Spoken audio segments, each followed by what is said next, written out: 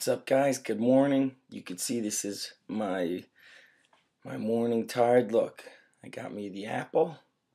That's going to be part of the breakfast, and of course coffee. Anyway, I have this question coming to me a lot, so I want to answer some questions, or the main question on this blog video, and also below you'll see some cool business stuff that's coming out probably early December, and Joe DeFranco and I are going to do that. So the question is, that's constantly asked is, how do you hold a Lift Strong fundraiser? So Lift Strong goes to the Leukemia Lymphoma Society.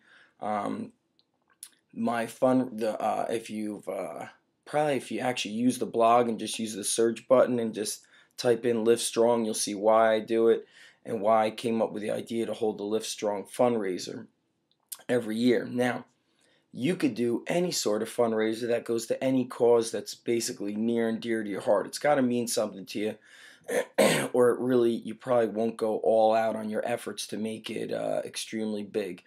You could do, what's this one that I saw with Mark Cuban, the Fallen, patriotfund.org, which goes to the wounded soldiers or to the families of soldiers who lost their lives in battle. You could actually do it for a local cause. It doesn't have to be like a national or international fundraising thing. It could be for a local cause.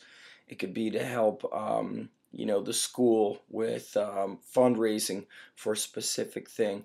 But whatever you do, I kept it very simple, and I suggest you keep it simple as well. I keep it in-house. I don't allow outside members of my gym to come and compete.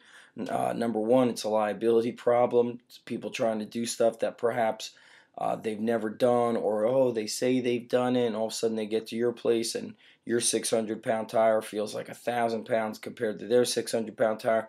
You don't want to have to get into that issue. Number two, out of respect for my kids, we do Lift Strong, and the big reason why the gym is there is because of all the coaching and the help I received from Alan Cosgrove, and those kids have been part of the family. So out of respect to my athletes, who I almost look at like my own kids, I don't want to bring outsiders in. It's just disrespectful to them. People are able to bring in donations from outside. Their parents donate, the kids donate. Basically, we have a minimum donation that they need to do, and I always round up the donation. So if I need to get it to the next 1,000 and I have to put in $700, then that's what I do. You could do things such as doubling the highest donation or matching the highest donation. Completely up to you. I do it all in the form of a strongman contest. You could do it in the form of a powerlifting contest, maybe some crazy workout that you've put together. So the way we do it is we have two categories. We have high school and open, because the majority of my open guys are college, and then I have some of the post-collegiate guys. So we don't go by weight classes because that throws everything and everybody for a loop. And there's also standards. So if you're not strong enough to do what we want you to do, you can't enter. And that might be the one flaw in it, but on the flip side, it's not flawed because it pushes those who want to compete to get stronger. If you're not getting stronger, then we need you to train more. We need you to eat better. We need you to eat more. Do all the little things that requires you to get stronger. It is called Lift Strong for a reason. We want guys to really be battling it out. So we have the tire flip, the farmer walk, the sled drag, and oftentimes we add the prowler in there. We do a 60-foot hand-over-hand rope pull that's attached to a sled. And if you want to, certain things you may want to eliminate. Like probably next year we'll probably get rid of the farmer's walk, because once we start competing, the guys start running with the weight. And it's scary when you have guys with 200 pounds in their hands trying to run with the weights. You could create a workout. I saw Dr. Ken on an old video I have with Dr. Ken Leiser doing some crazy stuff with Virginia Tech football players. They flipped a tractor tire, not too heavy, but they did it the length of a football field, like each kid. They had to sprint the stadium stairs with a weighted vest on. Not sure how much the vest was. They did heavy farmer walks with dumbbells. They did the truck push, and they did something called the swamp carry, which was totally crazy, which was a bunch of those high crash pads Those crash pads are about 4 feet tall, and when you step on them, you sink. Well, they were carrying sandbags across the crash pads and some sort of like football dummy, real heavy, across it, and the legs were probably rocked.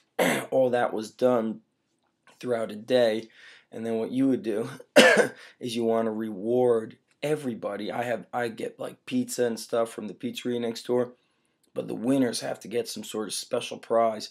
So our winners got a gladiator sword and a gladiator helmet. Joe DeFranco does battle axes. You want to kind of get something that really motivates the people involved to do good about it.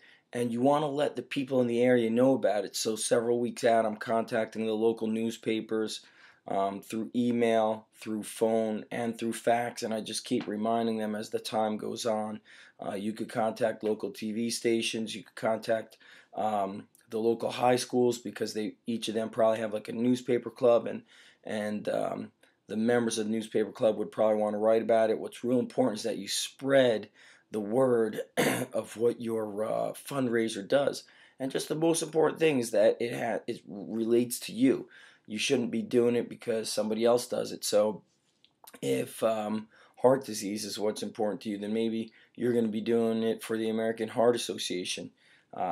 If you're doing it anything with military, then you're going to one of the fundraisers that benefits the military. So do whatever's near and dear to your heart. Live Strong is what means a lot to me, and I'm sure down the road there's going to be other fundraisers that I'm going to want to do. And what I might end up doing is, keep Live Strong for the springtime, and then maybe in the fall I could hold a different fundraiser. But what's most important to me is that I'm constantly pushing forward and giving back. And every year you should be doing something that gives back, either to your community, or it goes directly to your country, or it's an international fundraiser. So I hope that helps. I just keep it real simple. I use the strongman events, and I do the events either for, you got to do something for specific reps, and whoever gets the best time, that's boom, your first, your second, your third, things like that. Real simple, but doing, probably the best thing that's always helped me be successful is I just really was very good at following my heart and my intuition, and saying no to things that I just wasn't in line with, or connected with, or aligned with, I guess we could say. So do what's near and dear to your heart, follow your heart, and you will be able to come up with an awesome fundraising, some sort of organized fundraiser for that cause. All right, follow your heart. Sounds corny, but that's the way it is. I'm Zach Evanesh, UndergroundStrengthShow.tv, and more on Live Strong is at livestrong.com, and also you could go to EliteFTS.com, and they have crazy Live Strong apparel. Actually, all our guys got Live Strong wristbands, and 100% of the proceeds go to the Leukemia and Lymphoma Society. All right, thanks, brothers. Peace.